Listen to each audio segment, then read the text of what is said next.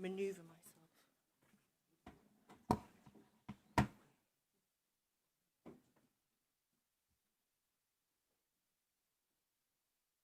Everyone seated?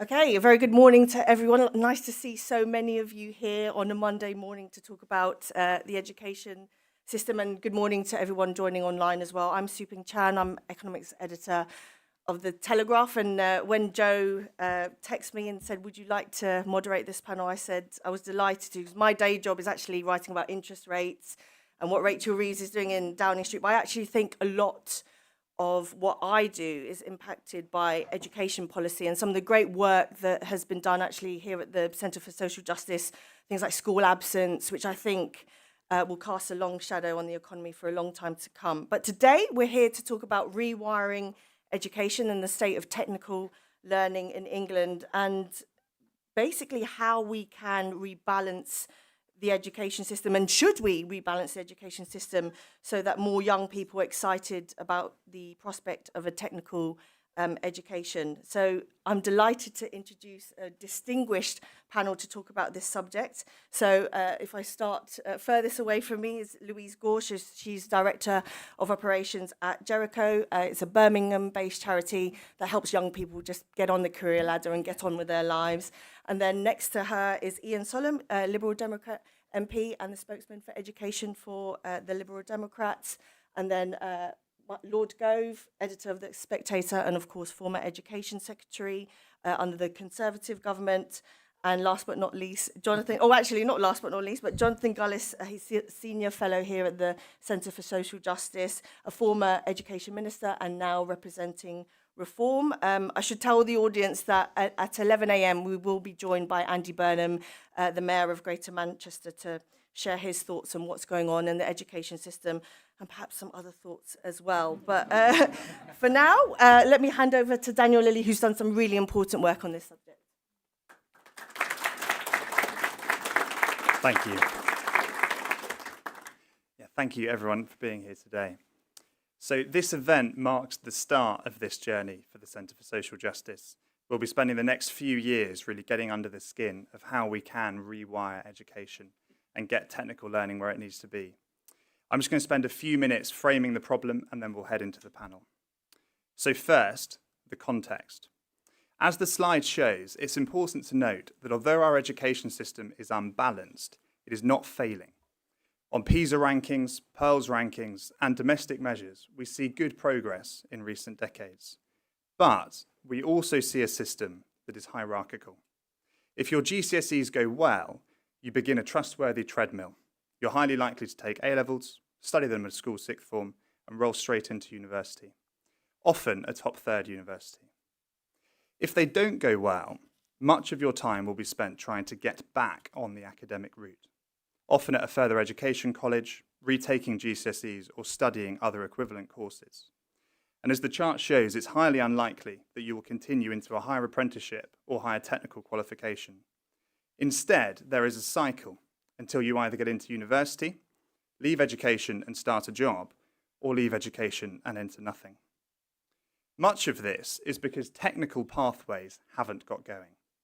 Perhaps the best example of this, as on the slide, is apprenticeships. Although they grew well in the years leading, just the slide after this one. Although they grew well in the years leading up to 2015, apprenticeships have faltered in the last decade, especially among young people, as we see there, 40% decline. And looking at what young people go into immediately after they finish their compulsory education, 38% go into degrees, and just 7% go into apprenticeships, just 7%. But a fair question here is, well, what are the consequences of it? Why does it matter? We know that we have a world-leading university system in the UK, so why should this bother us? The problem with it is it distorts our education system. And two distortions are most obvious. The first here is that London dominates. The system is designed around what works in the capital. So to explain the chart, it shows how well pupils progress between the ages of 11 and 16. And it's a really good measure for secondary schooling because it captures the starting point of a pupil. Everywhere but London, it's negative. And in London, it's massively positive.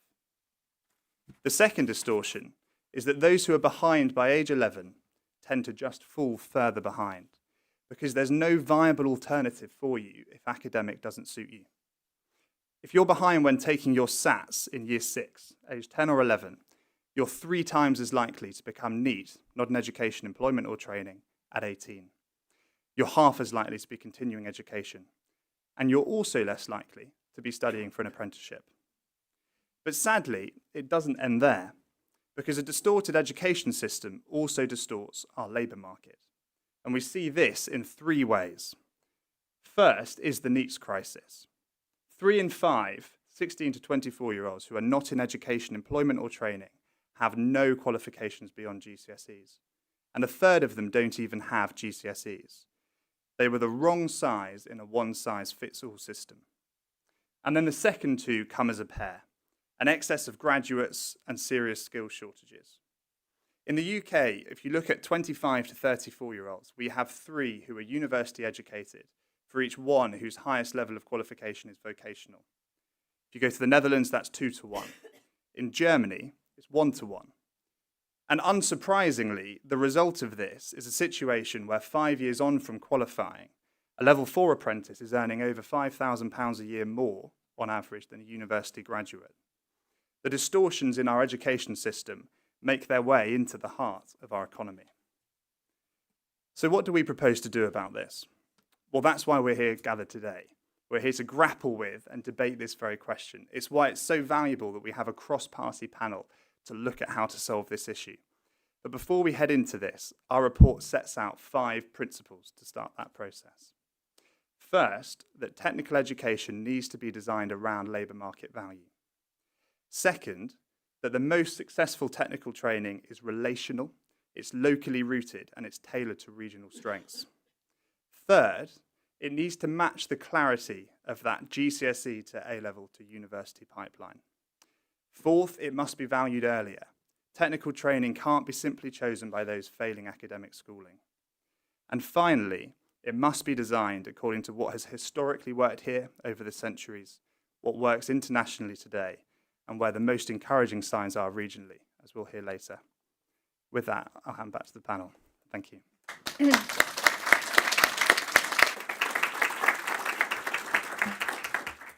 Thanks very much for that. So what we'll do now is we'll have some brief remarks from all our panellists, and then hopefully Andy will also be joining us at about 11. There will be time for questions, so don't worry about that. So perhaps we could start with Ian. Some brief remarks? Yeah, very, very happy to.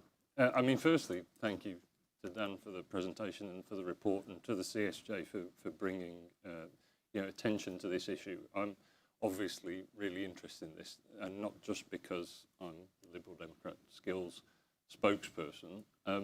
It really matters at a time when we're focused on economic growth. It surprises me how little attention is focused on skills, because certainly whenever I visit employers in my constituency, or whether I'm talking to employers at national events, small or large, a consistent theme is skills and the need for skills. So it's surprising that it's not higher up the agenda, and grateful for CSJ bringing some attention to it. I think, to give a bit of context, so I was elected in 2024 for the first time in the general election. And actually coming in with the new Labour government, I think we were quite optimistic about their agenda for skills. There were certainly some alignments with the Lib Dems in the manifestos, and some cause for optimism in terms of bringing in the King's speech, even naming the Skills England bill. There was a devolution bill coming, which had some opportunities for skills as well. And I think it's actually been disappointing what's come along since then. So rather than establishing Skills England as an independent agency, it was first cited within the Department for Education, then moved to DWP. It doesn't give much assurance of a plan. Similarly with the devolution bill, which, as the report highlights, is really critical for skills education. I think the white paper for the devolution bill was positive, and then when we actually saw the bill, it was another disappointment. And these might seem like arcane things, but they are having an impact. So even now, Skills England is locked into a bit of a battle with the construction sector over standards for new apprenticeships, and the construction industry is really quite worried about the lowering of those standards and the implications for even things like safety. Do you want a staircase or a fire door built by a carpenter that hasn't got the level of qualifications that they might have had previously? So those things do matter. I mean, just to put my own frame on it just quickly, if I may. When I first took on the role as skills spokesperson, someone described the skills system to me as having sort of three components. It's a bit different from other parts of education in that you have both the individual, obviously the learner, the provider of that, whether it's an FE college or an independent provider, but of course you have the employer as well. And if you think the classic three-leg stool, all of those need to be supported, otherwise the stool falls over, or maybe the school. And I think in that sense you can see problems with or issues with all elements of the school, whether it's sort of underfunding of further education colleges, support for individuals in choosing the right path. I think particularly there's a lack of focus on the employers, though, actually, and industry, and you can see that again in the figures that show just how much investment in skills by employers has declined. So I think making all those work together and not just getting focused on one leg of the stool, but just making sure that they're all supported is absolutely vital, and it really does matter. The figure of nearly 1 million not in education, employment or training is shocking, and we really should be ashamed of that as a country, because every one of those is an individual tragedy and an opportunity missed. And as I say, it's also really national economic self-sabotage to not be giving those people those opportunities. So really grateful, again, just to reiterate, for the opportunity to talk about this. Thank you. Thank you very much.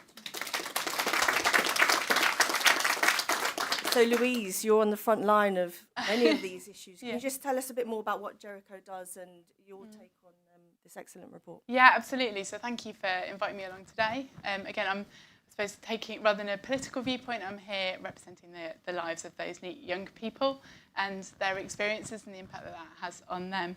So as we've heard, there's nearly 1 million young people not in education, employment or training across the country. So Jericho is really focused on trying to change that stat and the trajectory of those young lives. So just, you said Jericho's a Birmingham-based charity and also a family of 7 social enterprises. So we provide supported work opportunities for those who face extreme challenges in getting a job. So that is the story of many of the young people who are NEET that we're talking about this morning. I suppose the regional context for us in Birmingham is a city where the percentage of 16, 17-year-old NEETs is higher than the national average.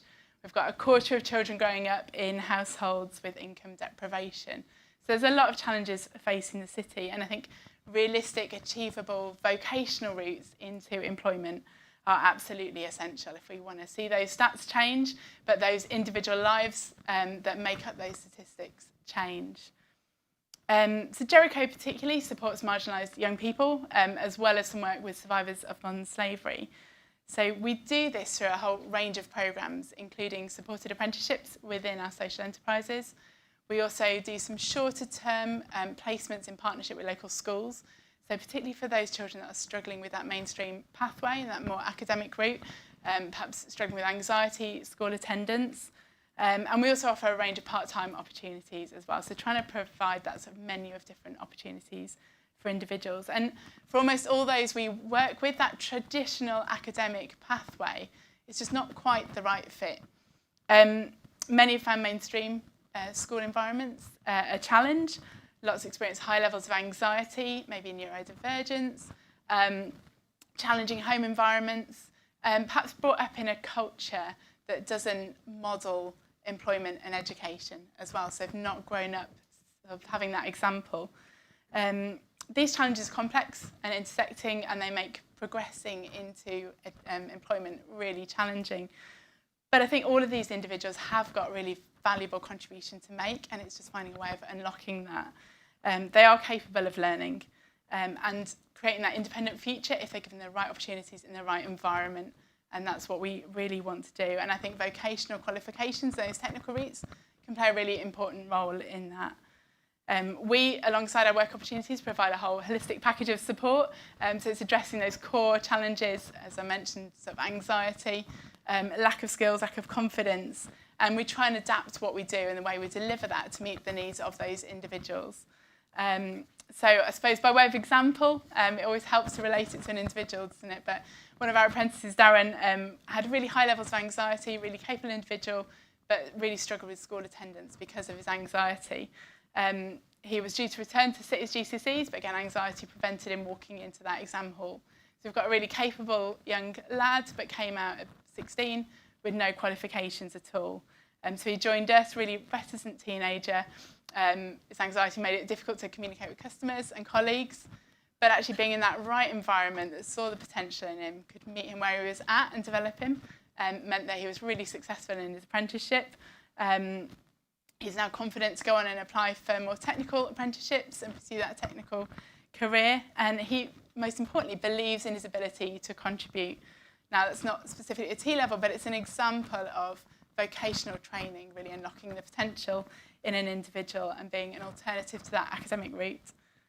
Many of those we support don't have qualifications at all, just like Darren. And that's a particularly high problem in Birmingham. So we've got around 11% of 16 to 24-year-olds report not having any qualifications. But it's often not because of lack of ability or lack of potential. So it's finding ways of unlocking that. So I recognise that those vocational routes can absolutely be really powerful in doing that and a really powerful tool for those where that academic pathway isn't the right route. I do think in our efforts to kind of elevate the standing of those technical qualifications, it's really important that we remain inclusive of those who are really technically gifted and capable, but perhaps for many reasons have struggled with that kind of navigating the school system and the academic route in the earlier years as well. So I think it's really important not to forget them. Lord Gove, when it comes to education, you've been there, done that, you've worn the T-shirt. Can I get your response to Daniel's report and why it's going in the wrong direction in many ways? Thank you. For the first thing to say is it's a pleasure to be here at the CSJ, which is a think tank that has phenomenal reach. Listened to in Downing Street, paid attention to by Reform, graced by the presence of the next generation of Lib Dem leaders. There are few think tanks that have the reach of the CSJ.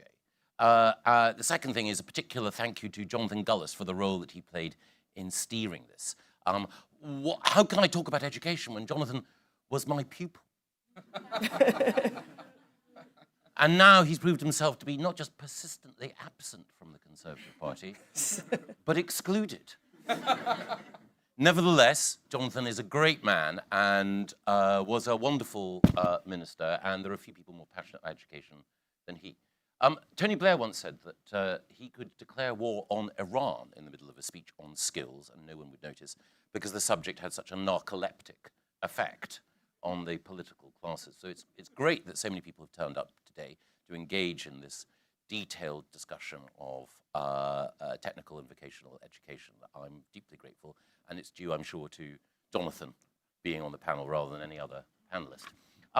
I was Education Secretary for 4 years, and of course I made many mistakes. And my biggest mistake was that I was too consensual, too euphemistic, and insufficiently attached to telling the truth. So let me drop some truth bombs, first of all. There's a fundamental error that many people make, and which has been reflected in the well-intentioned thinking of so many who've already spoken today.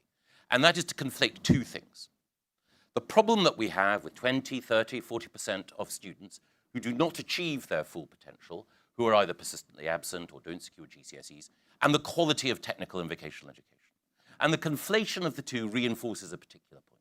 And that particular point is, broadly, you're not doing well, vocational is for you. And yet at the same time, we talk about parity of esteem between vocational, technical, and academic. So we talk about it, but our actions are always to confirm that vocational and technical are for those who don't succeed, who fall behind, who may be prone to anxiety or come from difficult family backgrounds, or for whom academic education is just not fit. That is a failure of ambition as a country. Other countries, more successful countries, do not think in that way. The number of children who are, as a result of physical, cognitive impairments, incapable of accessing a full academic curriculum is about 5%, maybe 10 at a stretch. It is not the case, as the best schools show, that securing 5 or 8 good GCSEs at the age of 16 in academic subjects is beyond the ability of the overwhelming majority of children. So the first thing is to recognize that and not to lower our ambition and to make excuses and to lack that ambition for those children. Many of their parents don't. More than 90% of parents would like their children to have the option of going to university. Not saying it's right for them necessarily, but to have that option. Why should we be less ambitious? Why should we demand that schools are less, or acquiesce in schools being less successful than the very best?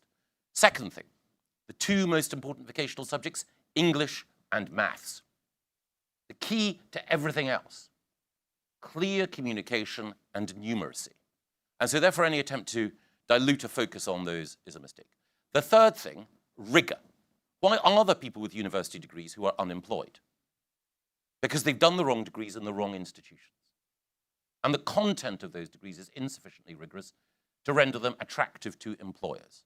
That is why already, without government intervention, a number of shrewd young people are making the decision to go for apprenticeships or to go for some form of direct work route into employment after the age of 18. But that invites us to ask the critical question, which I know Jonathan and the CSJ are engaged in, which is what is the content of vocational and technical education? Because we talk about apprenticeships overall. And of course, in the public mind, what an apprenticeship is a period of time spent learning a practical skill, whether that skill might be in hair and beauty or in catering, or, and again, this is very much in the public mind, in engineering and manufacturing. But far too often, the time that is spent in apprenticeships is spent on what one might call academic adjacent or sub-academic learning, rather than actually acquiring and honing and refining a technical and practical skill which will bring economic rewards subsequently. So the attention of policymakers should be both on the rigor of higher education in order to weed out or to render less attractive those university subjects which are not of value to the student. Or if they are of value, then the student and their family should bear the cost. And then to focus on those the content of vocational and technical education. We started that work when Alison Wolfe investigated vocational and technical education and made the point that, for example, it was quite wrong to allocate the worth of 4 GCSEs to a technical qualification in cake decoration. I love a well-decorated cake. And the art of the baker or patissier is not to be dismissed. But what was happening then was an attempt to say to those who were not being well taught, fundamentally, to the age of 16, here you are, we're dignifying our failure by giving you a piece of paper that says that you are a success after all. The temporary satisfaction that that child and that family enjoys at that moment is almost literally a sugar rush, because they will then find that they are not in the employment market viewed in the same way as those who might have 5 rigorous GCSEs, or those who had a vocational or technical qualification which contained within it a higher level of mastery. I'll stop there. Thank you. Jonathan, as well as being a former education minister, you were a teacher, as I understand. Can I just get your thoughts on what Daniel... Well, I've really pulled the short straw by following Michael in the speech. So I'm delighted and grateful for everyone who's on the panel. I just want to quickly say a big thank you to Andy Cook and to Ed Davis, who brought me into the CSJ to work on this particular project, and to the people like you've heard Dan Lilly already, but also Ben Miller, who's I think around somewhere as well, because that team, the three of us, have been working hard on this first report, which is, as Dan said, going to be a series of reports regarding what we want to see happen going forward. And I think Michael, for me, hit the nail on the head when he talked about the rigour. Look, I entered teaching in 2011, so I went through my entire career under the Gove-Gibb reforms and saw the institutional sort of hatred initially, but actually the importance and the many fine people within it who wanted to work under that kind of academic strain to really give kids an opportunity. I had every advantage given to me in my life, and the whole purpose was of me entering teaching was to give back and try and enable the social mobility that my parents and my grandparents enabled me to have and allowed me to eventually become what I always dreamed of being, a member of parliament. So what is the report looking at? Well, first of all, the report looks at the history, and for those, Dan and I being history geeks, we were excited to look at the history of education. And if you look at it, the problem is that schools are not built to accommodate technical education. They were first brought in order for the Church of England to obviously be able to push around the importance of literacy and numeracy within the sector. Technical education was done by employers or by guilds outside of the sphere. Then you had the 1944 Butler Act, which then tried to sort of bring everything together, the tripart system, where you had comprehensive, grammar, and technical. The problem was there was no serious investment into technical education in terms of building institutions to deliver that. And so we ended up actually with a dual system. It was either the grammar school or the comprehensive school. And of course, then we went to secondary moderns. We had Tony Blair's pledge on 50% of needing to go to university, which I'm very grateful for this Prime Minister having recognised is a huge barrier within the system and rightly said that that needs to be scrapped. And instead, we want 2/3 of young people going into either further or higher education. That has been, I think, an important statement and rights are wrong in Labour's past. And the fact the Prime Minister has shared his own lived experience with his father's work, I think, is quite meaningful and understanding. So the other thing that we then need to then look at is what is happening. And the reality is that whilst we have over 900 technical and vocational qualifications, which is obviously absurd at too many different levels and far too broad, this therefore creates mass confusion in the system. Parents have a lack of ability or trust to understand what is in the interests of my child. The employer is unaware of what works for them in terms of what skills are being taught and are they directly applicable to the workforce.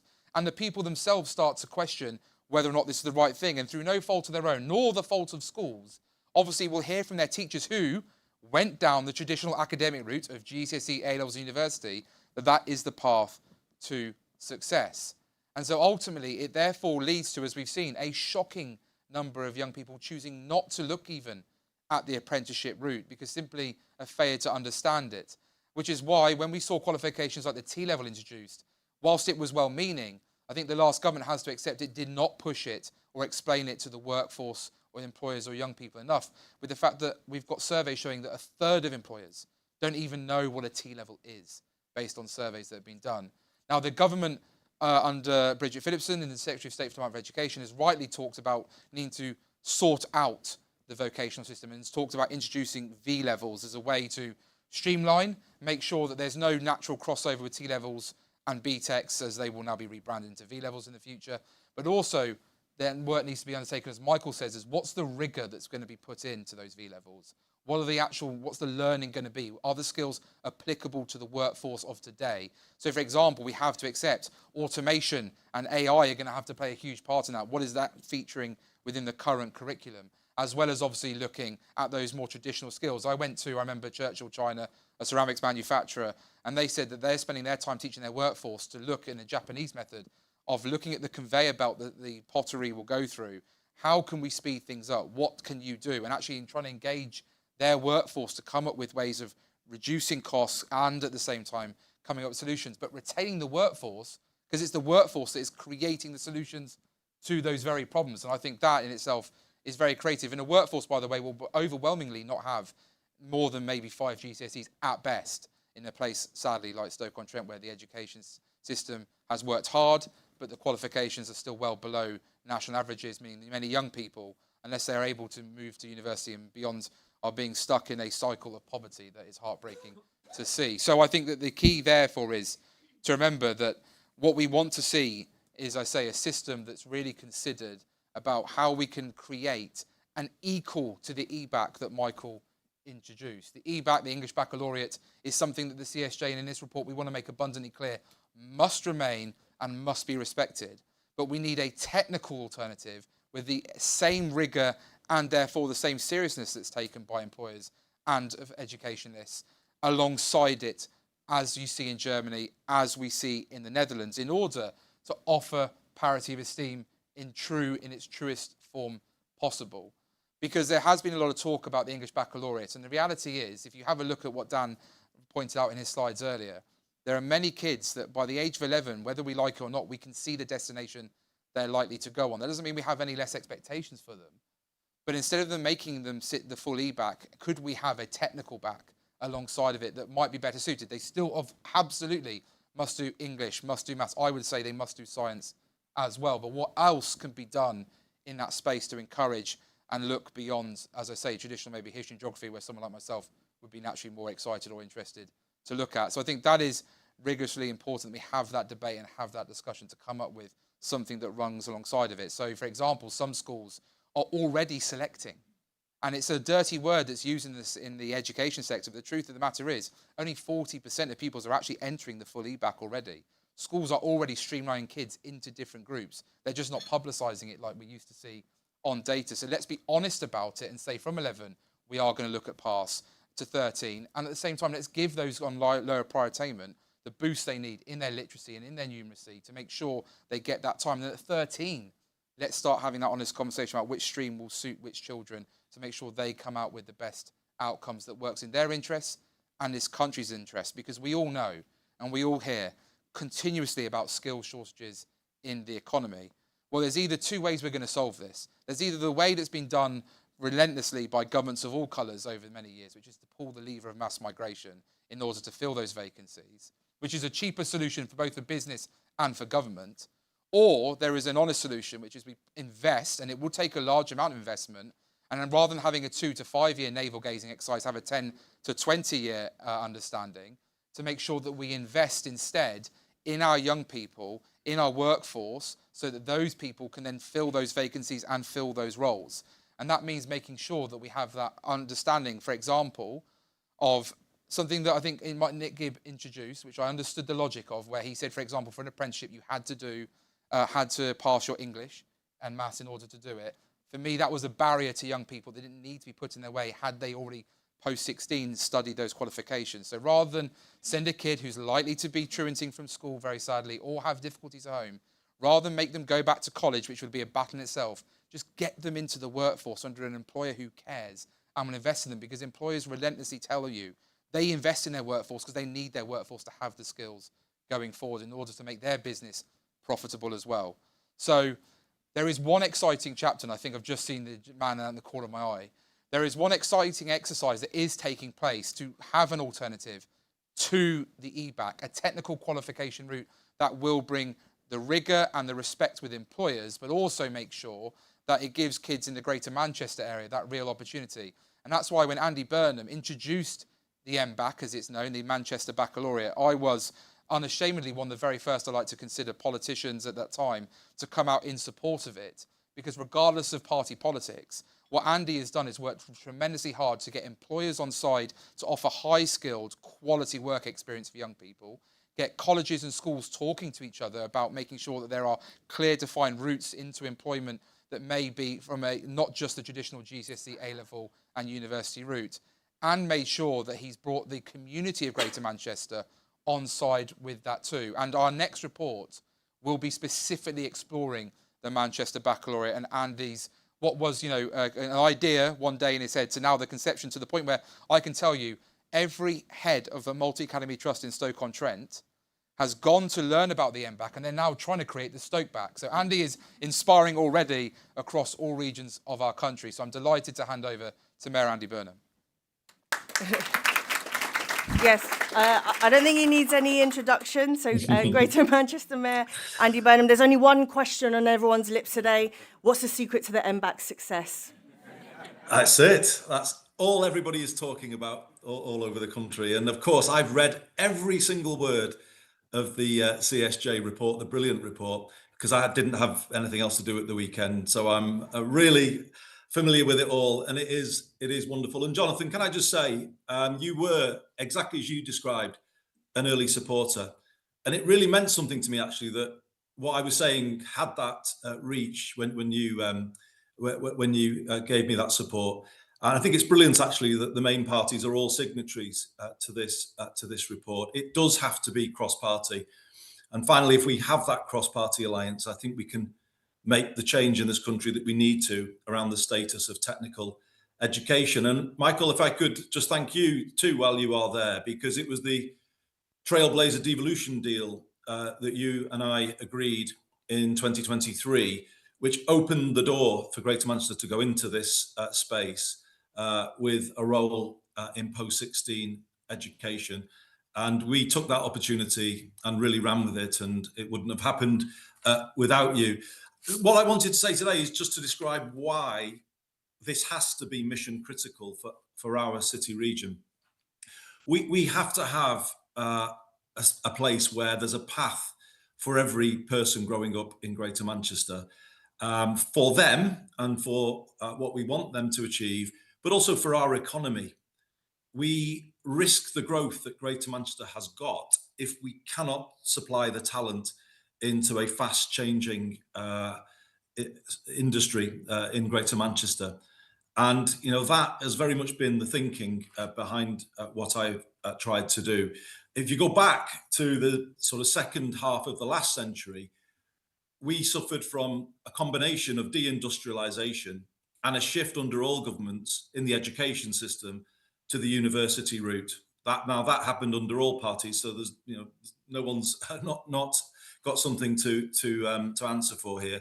But we certainly the governments I was in the late 90s, early 2000s, setting that 50% target around university, that would only have been justified had there been a similar ambition stated for the other 50%, but it never was, and that, in my view, was not right in any way, shape, or form. So that was the difficult legacy in terms of the deindustrialization, the change in the education system, and obviously what you then have is the high levels of NEETs and unemployment through the ages. Obviously, we've used devolution in Greater Manchester to try and reverse all of this, and with some success. We are now in a position where we are the fastest growing city region in the UK. Average growth over the last decade of around 3%, it's double the UK average. And last week I put out a plan for the reindustrialisation of Greater Manchester, based around our 5 core sectors of creative and media, digital and tech, life sciences, materials and manufacturing, and the green economy, low carbon. We have 5 physical clusters now in relation to those sectors that are already built or being built. Media City, which will double in size over the next decade. City Centre Manchester is a huge digital and tech centre now, with a strength in cyber and AI. The Oxford Road Corridor has a cluster of life science industry, and the UK Biobank will open its new HQ on the Manchester Science Park very soon, and that will cement its status. We are building Atom Valley now, which is an advanced materials and advanced manufacturing cluster in the northeast of Greater Manchester. And similarly, a green energy cluster is rising out of the ground in Carrington in the southwest of Greater Manchester. The reason why I reel all of that off is I have to have an education system that plays into those sectoral strengths and into those clusters. And currently we don't have that, and that's why I think we are risking our growth if we don't make a change. But think of it in the positive way. If we have strong pathways into those clusters, into industry across Greater Manchester, that is completely game-changing for our city region going forward, and actually as a model for growth more broadly, one where on every level and every layer you've got the whole thing pulling in the same direction. Just if I could say something about what we have done with the MBAC and the difference it has made. we have found that if you start to prioritize the subject, and if you talk about technical education and you work hard to engage employers, you immediately have an impact in terms of the quality of what is on offer to young people.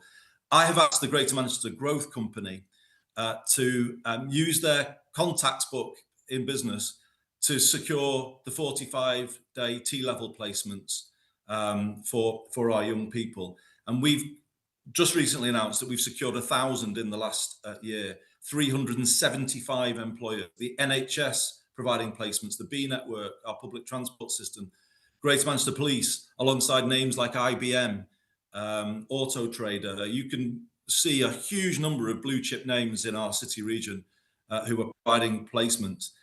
And that's critical because it gives technical education some of the prestige of the university route. If those big, well-known names are opening their doors and letting young people come through. And it shows in the statistics. Greater Manchester last year achieved a 93.5% pass rate on T-levels, which is 2 percentage points higher than the England average. Normally, we would underperform slightly the England average, but we're overperforming on T-levels. And I would say to Michael and Jonathan, T-levels were the right reform, and the last government deserves credit for it. The 45-day work placement, to me, is the game changer. It finally creates a template for work experience in this country that we've never had before. And 45 days is long enough for a young person in Oldham, where I'm speaking to you from now, or in any other part of Greater Manchester. It's long enough for them to lose the imposter syndrome and to feel that they can belong in one of those big organizations that I've just mentioned.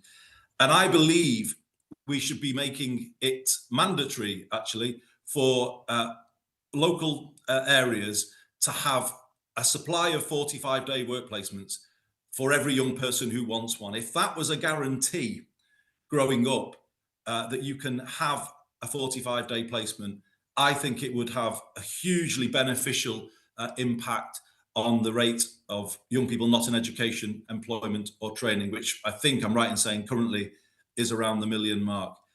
So there's plenty to build on here, but my final point today is to emphasize something in the report, and it's that absolutely undeniable call for an employer-led approach to this.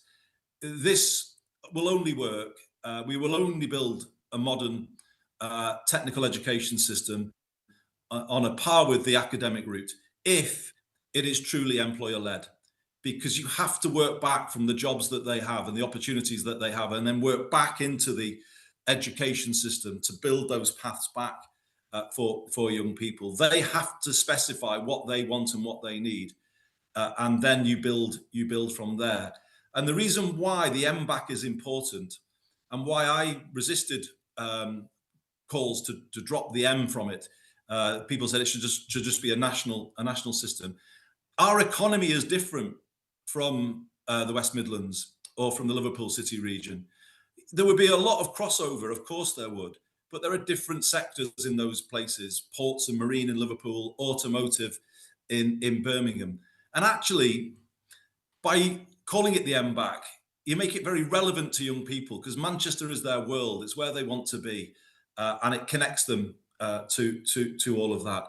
So for me, the requirement for it to be employer-led is crucial.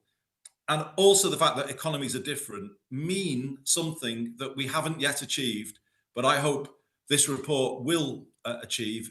It's the full devolution of post-16 education, because I believe this has to be built by local areas working with employers and putting employers in that position of leadership, as we have tried to do. We have failed on this because we haven't had a devolved approach, and we've tried to do it from a national level, and that simply hasn't worked. What Stoke, those head teachers in Stoke that Jonathan mentioned, what they need is obviously got to be linked to their own economy. So I think we've seen resistance from the Department for Education to that strong devolved role. Obviously, we've seen the creation of Skills England. A national body to oversee standards and consistency is no bad thing, but it should be overseeing a highly devolved approach to technical education around the country. And that is a battle that has not yet been won.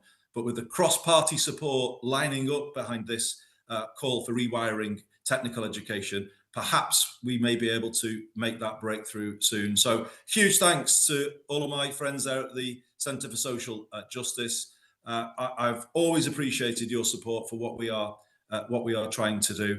I think the country needs this change because too many young people are growing up and they're hitting their middle teenage years and they lose hope because they can't see where school is taking them. They can't see a path for them. Well, we think there is an answer in Greater Manchester. We think it's time to back the MBAC fully and unequivocally, devolve powers and funding to build it properly. And if you did that in all parts of the country, maybe this country would feel like it's starting to function better again, particularly as young people are concerned. Thank you very much for listening, everybody.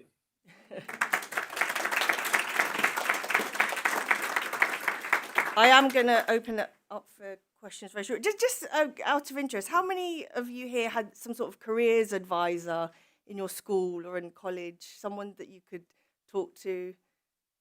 Quite a few. And how many sort of recommended something other than filling out or helping to fill up your UCAS form or university? Anyone was talked about actually technical education and how that could be beneficial? Nobody, not a single hand. I think that tells you everything. So I'm going to open it up for questions. If you just raise your hand, tell me who you are.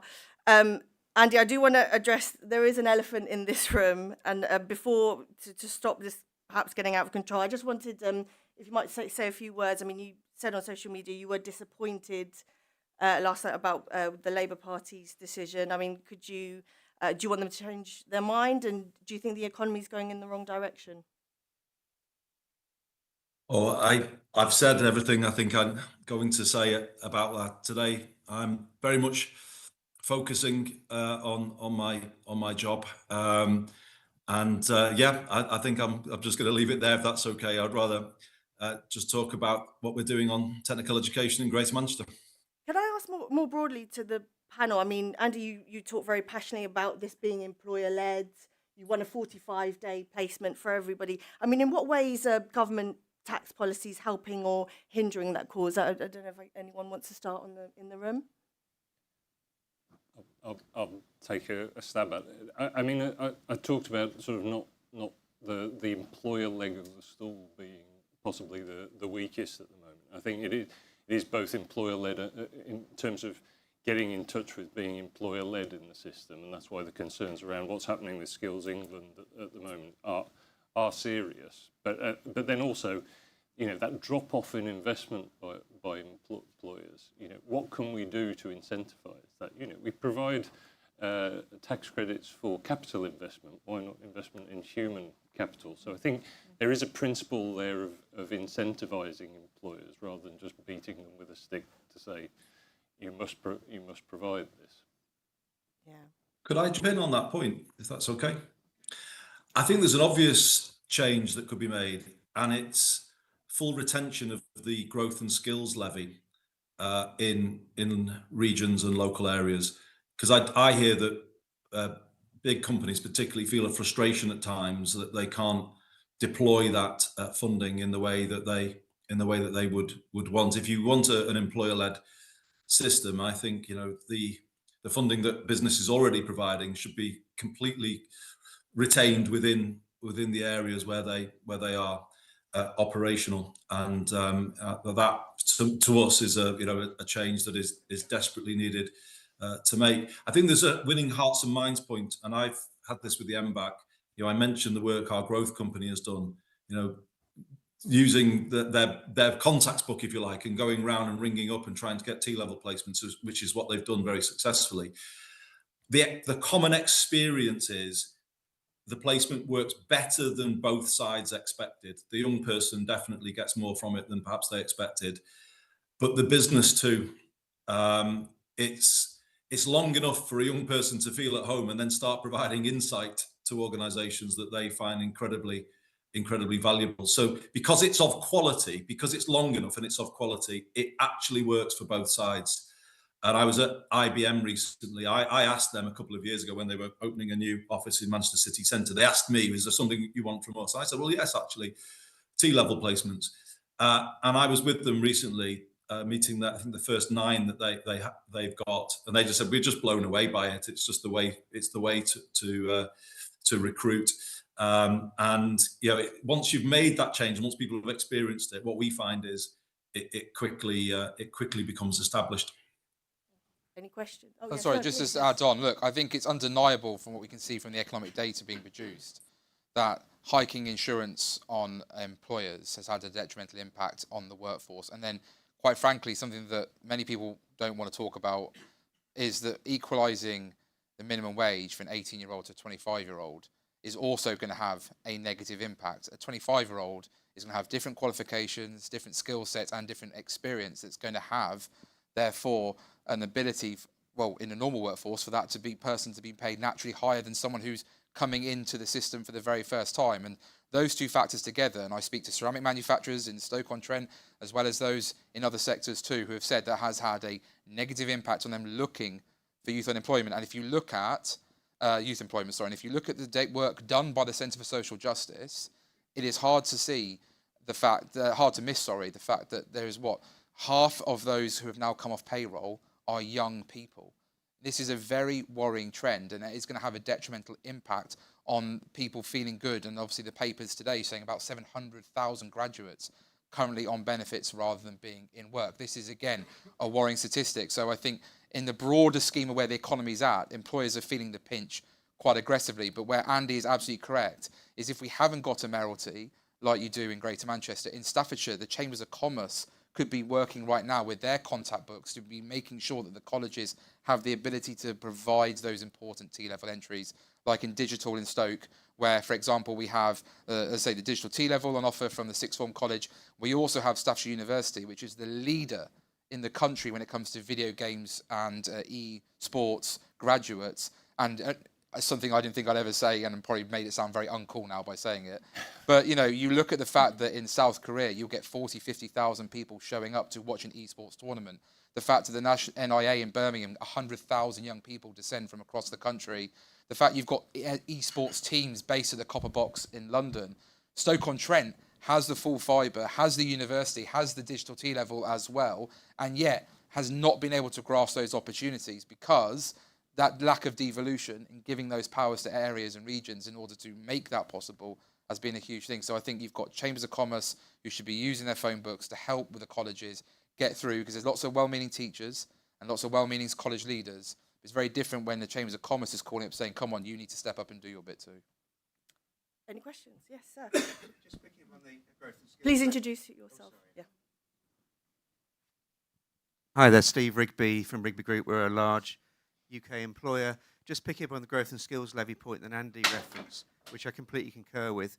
There is a cost to providing 2 weeks of work experience, which is being asked by every employer. Certainly a cost to have a meaningful 6-week process in a business. Using the growth and skills levy to fund those initiatives and putting businesses back in control of that.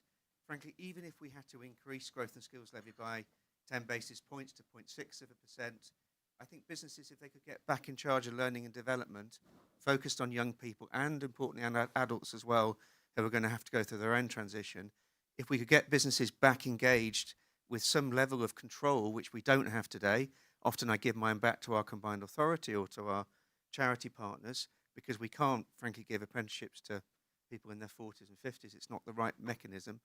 But if we could somehow get in control of that growth and skills levy, even if we had to pay more, I think businesses would really get on board. I mean, Lord Gove, before it was called the Growth and Skills Levy, it was the apprenticeship. Yes, exactly. And there was a chart, I think, on Daniel's presentation that showed the line basically going down, not up. Why do you think the Tories failed to raise apprenticeship numbers in the way that you had envisaged? I don't know. Steve's idea seems sensible to me. There you go. The gentleman at the back in the grey shirt. I'm John from Building Futures Together. We're a social enterprise based in Leeds. Some of the stuff Andy said, like I say, we're a small organisation, but we're piloting a project with a local school academy. schools are the experts around the education. We're providing the vocational element. We also work very closely with a couple of local businesses and their supply chain. And what we've proved is, if we get the engagement right, particularly for our students in the vocational side, they do become switched on to the education side because they've got an end goal, they know what it means. We then need the employers to provide opportunities, jobs. That's been piloted at the moment and it seems to be working. I think the levy fund's quite interesting because there's a lot of big organisations that underspend, and that goes into a pot that you can apply for. It's not well known, and there's also restrictions around it. So like this gentleman says, if we can relax those a little bit, we could be quite good with how we spend it. Any response? Can I jump in? Oh, sorry, it was in the room. No, go ahead, Andy. Go ahead. I think those two last points are excellent points. And having a flexible levy that allows you to build from 16 with work experience, and all of the other things that we would want to do is really crucial. And I hope that's a cross-party call that we can build. On the second point about the visibility of things for young people, what bedevils technical education is just how fragmented it is, and that's hard for employers and for the young people. And what we do need as part of this is some infrastructure to give young people a clear line of sight to the opportunities within their city, region, or the place where they live. A UCAS style system for T-levels and apprenticeships is what we need. There has to be a way for a young person in year 9 considering their options to be able to find those paths and see them and see where those T-level placements are, see where the apprenticeships are, so that they can then make much more informed decisions. So I do think we have a website that does this, GMAX, Greater Manchester Apprenticeships and Career Service. It has up-to-date, relevant job information. It shows young people current jobs being advertised in Greater Manchester now and the salary of those jobs in the 5 key sectors that I mentioned before. And until you can give the young people the visibility of the opportunities, I think everyone will find it hard to navigate this system. But if you put everything in a structure and you allow young people to see it in that way, then I think you do something quite dramatic in terms of their levels of aspiration, their commitment to school. Last quick point I'll make is we do a survey of our year 10s called the Be Well survey. What it reveals is young people experience a loss of connection to school as they go through the school years. They arrive with a high level of connection, and by year 10, many report that they don't know where school is taking them. We can't look at figures like that and not do something quite radical here. And hopefully some of the things we've put forward do meet that test. More questions? I'll take the gentleman in the green top. Again, good morning, panel. I'll just start off by taking the point. I am a careers advisor, by the way. Things have changed. Yeah, there is more being done. So young people today are getting access, definitely from me anyway, yeah, in terms of understanding what's going on. But my question here is really, as a careers advisor, I see how strongly young people choices are shaped by the quality advice they receive. But what specific reforms are needed to ensure young persons, regardless of their schools or postcode, has access to high quality, impartial guidance that gives them technical routes, real visibility and credibility, which is really picking on your point, how can we as an advisor really go out and start to really show young people that what's the difference between the two different routes? Louise, you at the coalface of this. What would you say to this gentleman? Yeah. Sorry, I didn't sound Vince Gordon from Grace Foundation. Realised I didn't get the name. I think one of the key points is making people aware of the range of options that are available. So raising awareness of apprenticeships, although those are harder for employers to offer nowadays, I think, with the increasing employment costs. But just showing young people what routes are there, particularly for those that are perhaps disengaged, as you talked about, Andy, those that are disengaged in the school system at the moment, actually giving them that taste of other options that are more vocational, showing them what range of options are there, those employment-based routes as well, giving them a taster of what work is like, can often help with re-engagement as well. So I think just really important that they're made aware of the range of opportunities available. Great. Any more questions? Lady in the blue top.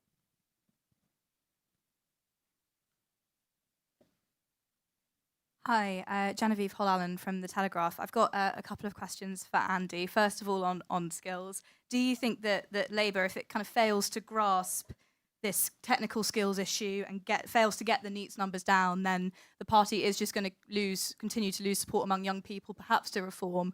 And secondly, if I may, I'm afraid, on the small subject of the Gorton and Denton by-election, there are MPs who are kind of hoping that the NEC changes its mind on this or the decision can get reversed. If that happens, would you run? Would you run? So on the first question, I think the government has made some good moves with the curriculum review. It's, if you like, tilted the balance back towards technical education, and I think that's a really positive thing. And consequently, the Ofsted inspection regime is changing as well. So schools in the past have been, if you like, given an incentive to focus on the traditional GCSEs. Now I think there will be more scope to be able to have a more balanced approach, which I think will be really beneficial. So the government has done something that actually was a critical enabler of a better technical education system. But what I would obviously now like to see it do is follow through, devolve post-16, make that commitment to a 45-day work placement, as I say, a guarantee across the country, and then really, cement this new system in place. I think there is so much we can do to reduce the number of young people who are NEET. It's a shocking figure, the one I gave before. We in Greater Manchester provide a free bus pass to our 16 to 18s. I know young people in London get something similar. But again, surely that should be standard everywhere.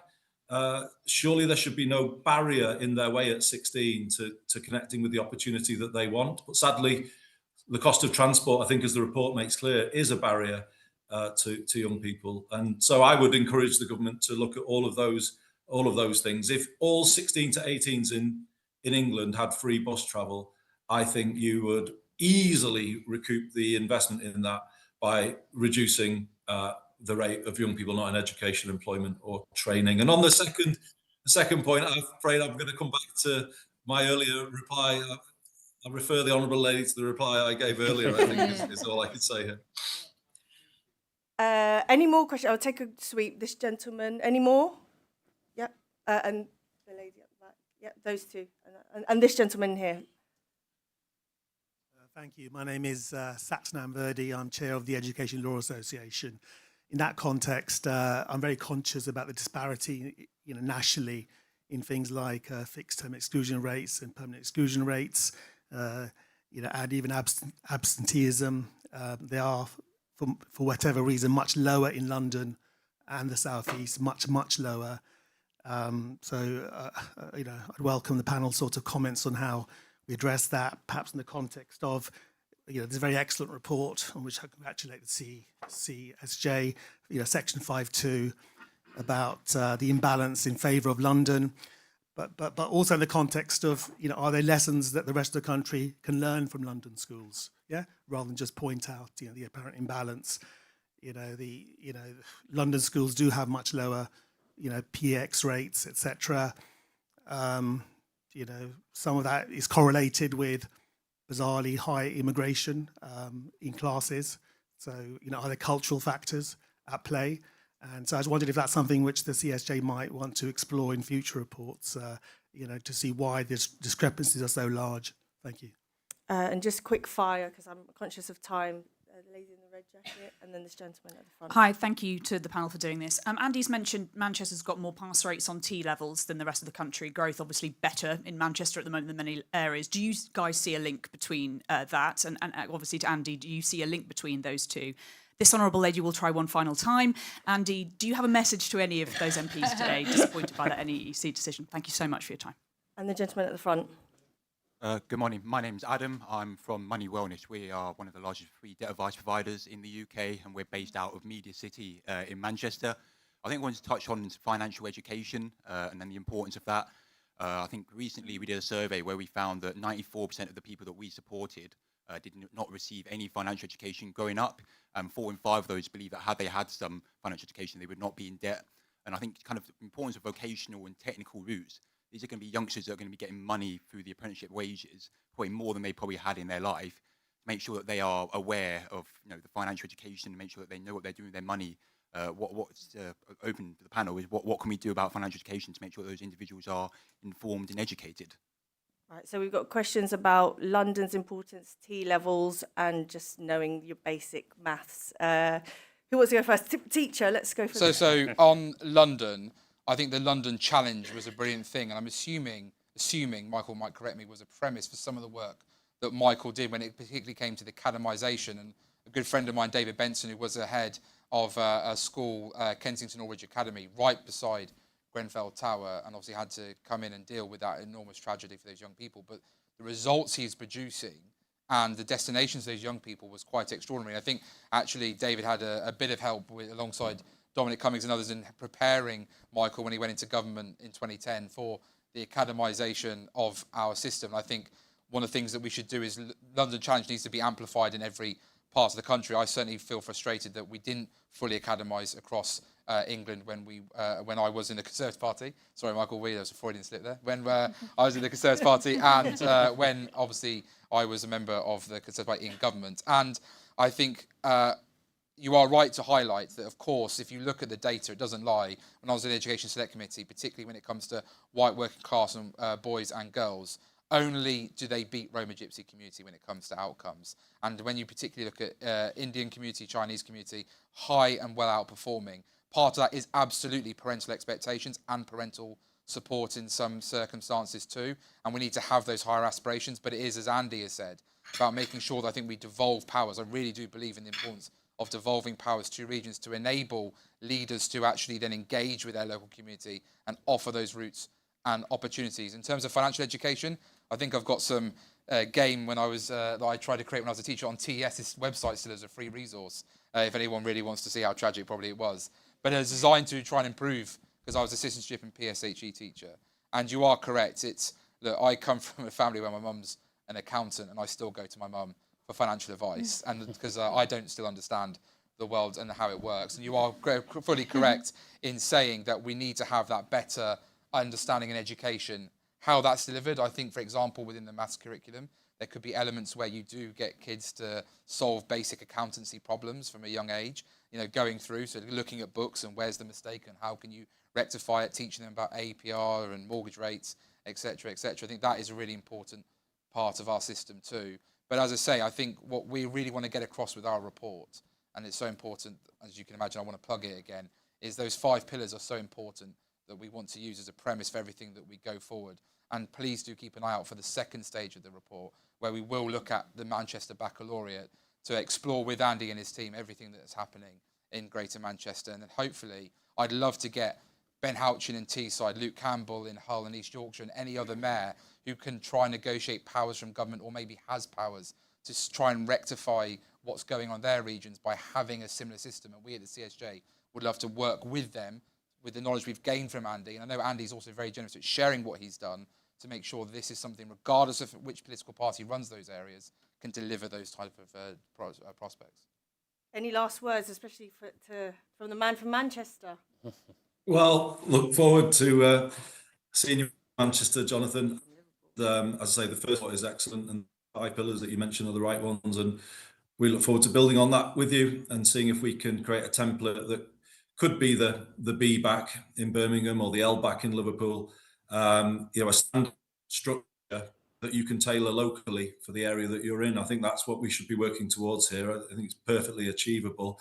On the question about the link between what we've done and attainment, I think it is a clear link, a correlation between the two, because it stands to reason. If you improve the quality of the system, if you improve the quality of the work placements, you will increase retention rates, young people who see their course through.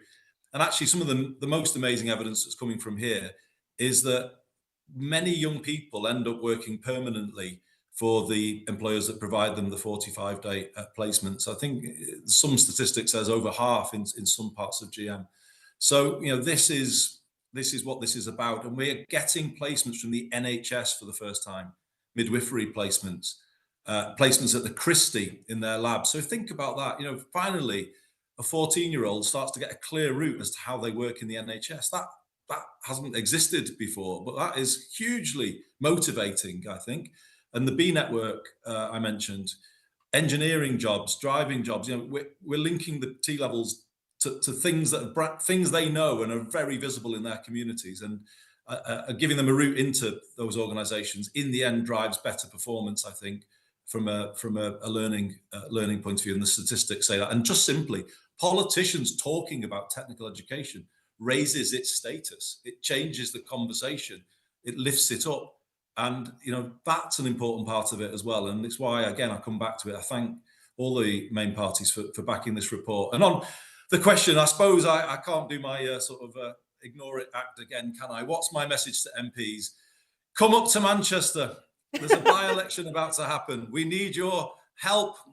The Greater Manchester Way is built on togetherness. We don't ever here have a politics that's about pitting people one from another. This is a place that is succeeding because of its commitment to people of all backgrounds working together for the common good. That is the Greater Manchester Way, and we want to preserve it. So come and join us. Let's get out there and celebrate what we've achieved in Greater Manchester in the by-election. So thank you for having me, everyone. I better drop off at this point. Thanks to our lovely panel, Louise, Ian, Michael, Jonathan, and Andy.